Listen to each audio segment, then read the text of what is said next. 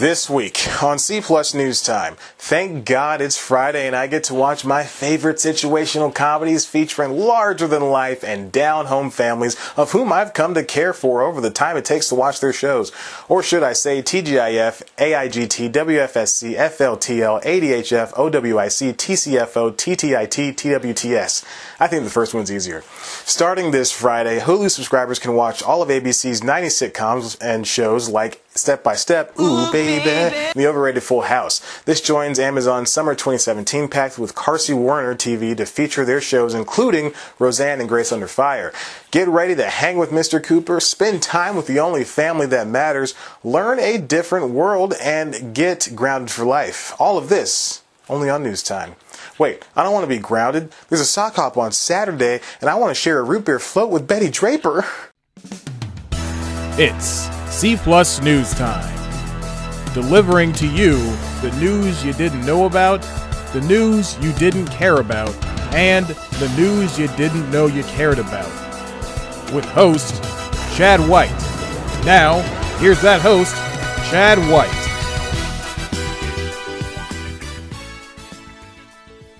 Everywhere you look, there's a face of somebody who needs you.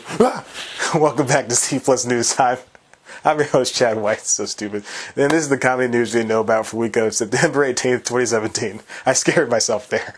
If you're an avid watcher of this show, then congratulations, and why? But you know that I'm a hater of nostalgia. Nothing from the past 10 years needs to be looked back on fondly. Yet. It's only been 10 years. The same can be said of anything made after 1990. Yet me harping on the issue will do nothing. Hulu and Amazon have decided to cash in on the whole tripping on nostalgia ordeal by snatching up your favorite shows from childhood. The hits are there, from Third Rock from the Sun to Perfect Strangers. And surely, Perfect Strangers can pull in fans of the leftover star Mark Lynn Baker. He knows the truth. With these shows back in regular rotation, the networks are set to keep fans' attention for hours upon hours at a time. Because, binge watching. Let's get into the details of each pact. The news about Amazon's get of the Carsey Werner shows was first reported in August. Variety says the deal comes via FilmRise, a company that specializes in owning and distributing television and movie rights. While that might sound very niche, it's a lucrative club that should pay handsomely in today's streaming-based world. Founded by Danny Fisher, Jack Fisher, and Alan Klingenstein, FilmRise does exactly what a distribution company does by selling the rights to its catalog and then making a profit. They have over 7,500 titles in their boudoir, so you've undeniably seen part of their archive, like HBO's Emmy-winning documentary Going Clear, or the forever-running Forensic Files. This one's for my 90s babies, The Big Comfy Couch, and a dozen of other family-oriented shows with the likes of young Scarlett Johansson, young Jessica Alba, and young Nicole Kidman. Why are these not discussed every day? Oh, and here's a little sneak peek behind the scenes of my writing process of this episode. After finding the theme song to Comfy Couch, because of course I did, I fell down a YouTube rabbit hole of looking at the title sequences to Zoom, Out of the Box, and Maggie and the Ferocious Beast. I'm intentionally not naming the other 5 intros I had to look at.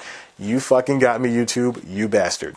On top of distributing rights, FilmRise also releases the DVD and Blu-ray versions by selling the disc to your local retail giants. You can currently watch the crop of 6 shows on Amazon Prime Video right now. As for TGIF's return to TV thanks to Hulu, you'll have to wait until Friday.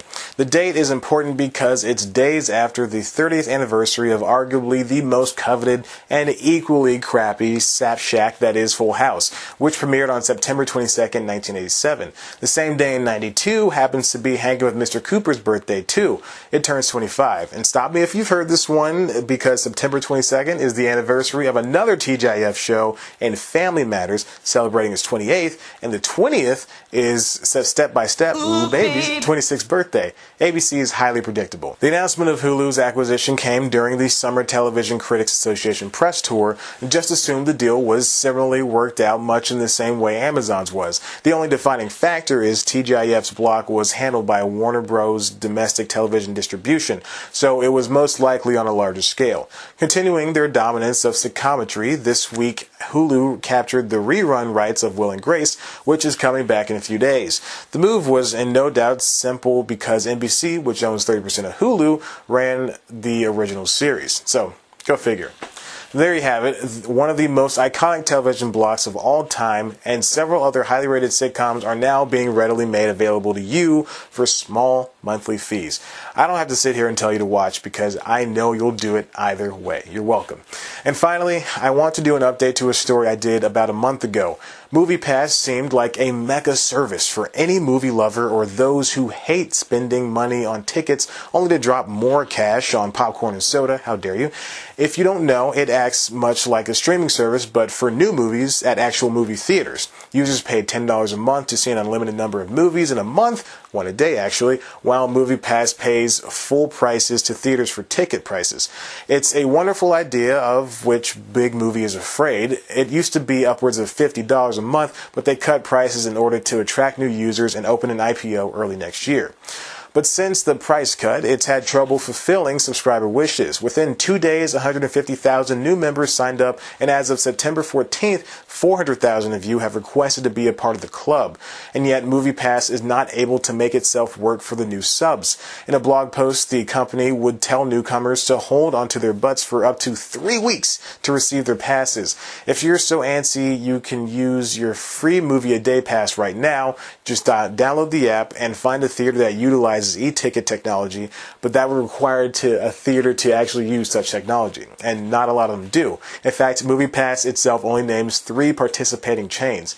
This bungling of the bundle is just what Big Movie needed to say, "I told you so." AMC theater and studio executives are among the crowd of naysayers, but they should probably not become too complacent. Once MoviePass gets the ball rolling, they have a chance at running the ticket game. Speaking with his old buddy MoviePass CEO Mitch Lowe, Forbes contributor Rob Kane learned of Lowe's secret money-making scheme. First, the company will develop, quote, an actuarial degree of understanding of the behavior of large pools of home video subscription users.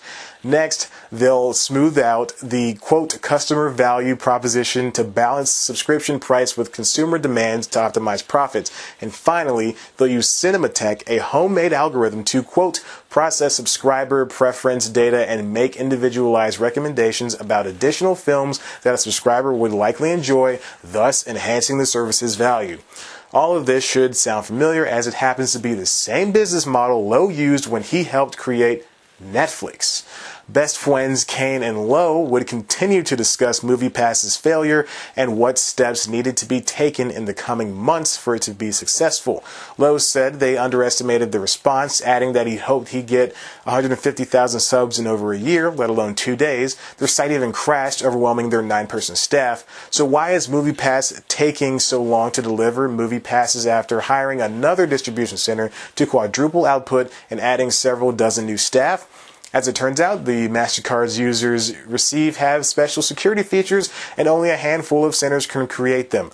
They're only about a week out from catching up on demand, though. So there's still no verdict on how fruitful or how harmful MoviePass is going to be on the movie-watching industry. Only time will tell, and so will that sweet, sweet IPO.